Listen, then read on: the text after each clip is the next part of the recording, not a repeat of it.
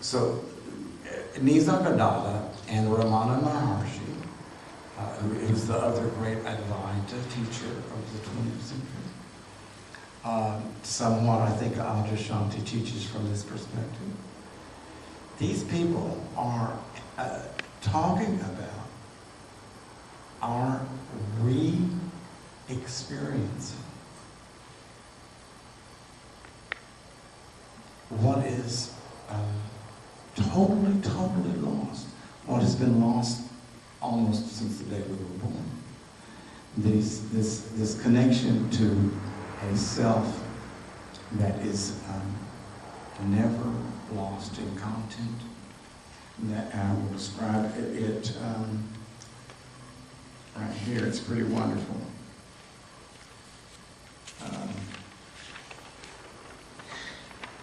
Well, maybe I won't describe it. He says that the self is, for one thing, it is permanent.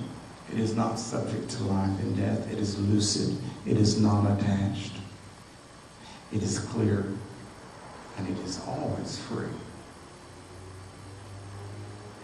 It is lost.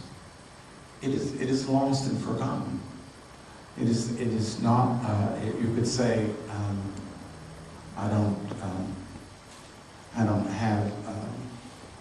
don't believe that there is such a thing. I have never experienced it, and yet he would say, so why don't you give it a try? And so then, if you said, ask him how would you do that? His suggestion is, and this is the one thing that he says you need to do, and the only thing you need to do. I'm going to suggest that you all do it with me. Okay? As I'm talking, I want you to have the thought in your mind, I am. See what happens when you do that? Just think, I am.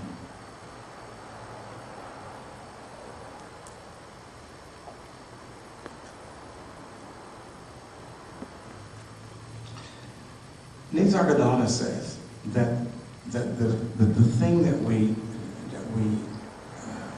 have to do is to continually, constantly interrupt the chatter of the small self, the obsession of the small self, which is constant, moment to moment, it is running some program. You have to interrupt that program with the thought, I am. Now, the thought I am, hopefully, takes you to the feeling, right, of I am.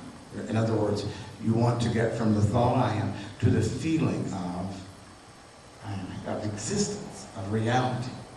So, to some extent, there's not a great deal of difference in that and when we sit in Vipassana, when we're breathing. Let's say you're doing mindful meditation and you've been sitting, and then let's say that you suddenly realize that you've been lost for 15 minutes, right, or 10 minutes, and then you come back with right into being aware of the belly, breathing.